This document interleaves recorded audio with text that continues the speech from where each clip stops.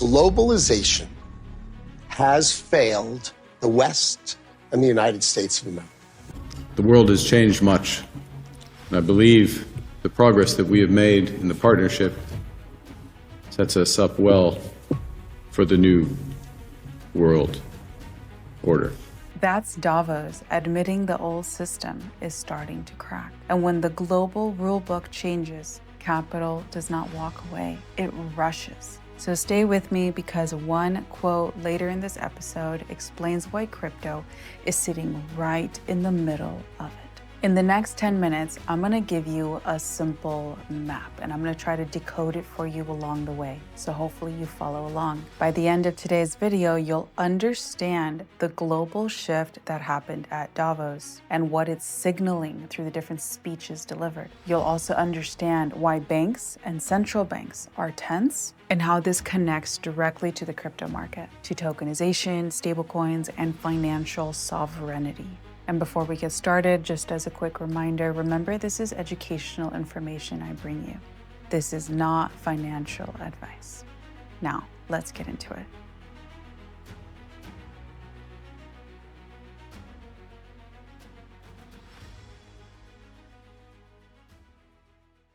Let's start off by building out our map, our guide, okay? To do that, we must first talk about the old system because for decades, the global economy has run in a straightforward arrangement, an old arrangement whose time has now expired. For the longest time, manufacturing has moved to lower cost labor markets, to cheaper countries like China. Goods moved for the most part freely across borders, and capital moved through central banking systems. And that structure, for quite some time, created efficiency, quote unquote, and scale, allowed companies to grow. But in the long run, it also created fragile supply chains and political backlash and growing inequality between nations, what they produced, their price points, etc. Dependencies. But now we have seen the pendulum swing. Okay, the winds have moved. And we've seen much of the change I'm going to bring up in today's video through Trump's first year as president, with all his talks on reshoring, right? Bringing manufacturing back to the US. His tariff implementation as a political negotiation tactic, industrial policy shifts, and strategic resource protection, which I believe is behind conversations in acquiring Greenland and wanting to acquire Canada, and maybe soon, even conversations about acquiring Cuba, which has not been formally stated, not that I have caught anyway. Let me know in the comments if you have seen any conversation alluding to the acquisition of Cuba, but we know that they are in conversations right now, because Cuba has been strategic, and this is a topic for a separate video, but we know that Cuba has been a strategic pawn between Russia and many other nations that want to harm the US. But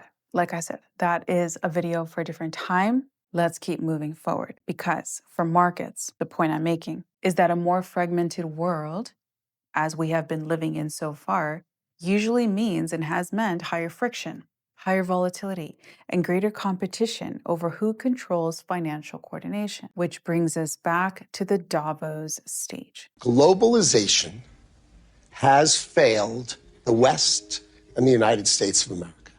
It's a failed policy. It is what the WEF has stood for, which is export, offshore, far shore, find the cheapest labor in the world, and the world is a better place for it.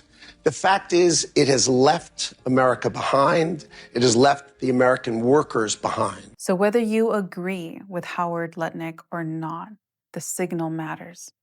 A senior U.S. official is openly saying the framework that powered the old world has failed and is now being rewritten. His statement alone changes trade. It changes inflation dynamics. It changes interest rate sensitivity. And most importantly, it changes where capital feels secure. And one category is quietly rising in strategic importance.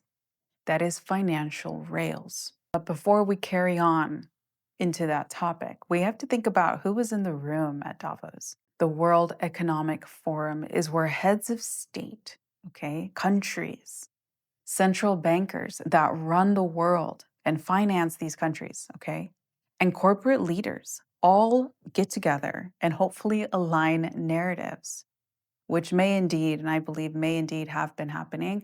And that's why I believe we have turned the page. This isn't anymore, oh, this is the change that's coming, or oh, we're in transition. I believe the page has been turned, and we are now going to see far more execution of this new world that we have entered, and the new financial rules, the new political rules. We're going to start to see that in effect across the board in faster speed, I believe. This is the largest gathering of global leadership of the post-COVID period of time. So what we see on that stage is tension. It's the system debating its own future in public, coming to consensus offline, because that's the way it works. And this sequence, okay, of everyone speaking out loud, speaking plainly, speaking bluntly, is so revealing because it shows us how legacy finance is viewing the transition, and they're quite disgruntled or confused, or they're speaking in complicated language. But essentially, they're all saying the same thing. No one wants to lose control, but everyone realizes change has arrived. And so they're trying to find their angle on how to stay competitive in this new dynamic. You know, hey, ready? Here's your headline. I'm a globalist. I want a stronger NATO, a stronger Europe. Some of the things Trump has done are causing that, some are not. I'm not a tariff guy, though I'd use it in the 8 cases I had. I think they should change their approach to immigration. I've said it. What the hell else do you want me to say? NATO is the core Western military alliance, and Jamie Dimon is defending the architecture of the old global order, basically saying he's not ready to move on. He's still with this old mentality. So you have one camp, okay, saying globalization has failed. And then you have another group of leaders, of influential financial leaders, defending its foundation. So this tells us the transition is real, the tension even more real. But now let us listen to the institutions that sit at the center of money itself, the central banks, because they're feeling the shift hardcore, and they're scrambling to find a way to stay relevant. Just as a quick recap, a central bank manages a country or region's currency, their interest rates, and their monetary stability. So let's listen closely to Christine Lagarde, the president of the European Central Bank. So I'm not going to tell you that there is a red line. I'm not going to tell you that central banks will always be around either. That is a remarkable statement. It signals that the monopoly over money is no longer assumed to be permanent. That was a message, a loud message to all the other banks and bankers. And the next clip explains what central banks fear most. Now, tokenization sounds technical, but here's the simple version. It means taking real-world assets, stocks, bonds, buildings, money market funds, and representing them as digital tokens that move faster, cheaper, and more efficiently. Now listen to the largest asset managers. I think the movement towards tokenization, decimalization is necessary. I think we need to move very rapidly to doing that. We would be reducing fees. We would do more democratization. This isn't coming from retail. This is institutional finance redesigning how assets move. And when the structure of asset movement changes, the beneficiaries are the networks that support it. And here's the concern stated plainly. As I am a central banker, let me insist a bit on at least, I gave a speech 2 weeks ago with a triangle of threats and a triangle of answer, but let me sum up. The first threat is privatization of money. Privatization of money means private entities issuing money like instruments at scale, meaning there are now new kids on the block, like USDT, USDC. Stablecoins are the clearest example. And as a quick recap, a stablecoin, we know, is a digital token designed to stay near $1. It moves globally, continuously, without traditional banking friction.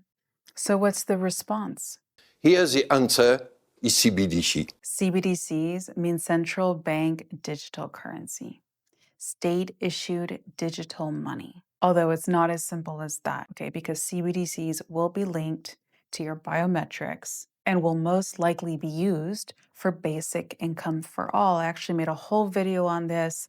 Let me know if you're interested, but if you go to my videos, you can find it if you type in like CBDCs. And this is a whole separate topic, so I won't get into it in great detail here, but one could say that CBDCs linked to your biometrics to be used by universal basic income for all, where no one's going to have to work anymore, right? With the rise of AI, sounds wonderful. But one could also say it sounds like the mark of the beast, not to get into spiritual conversations. But they are a topic to be watching closely and not buy into right away not until you do your full research. But moving on, the board is visible. Private digital money expands. State digital money is responding. They're trying to stay relevant. And banks are fighting to defend their intermediary role. They do not want to get cut out. Which brings us to the most important clip for investors. This is where policy meets profit. We just got the Genius Act passed into law, which actually did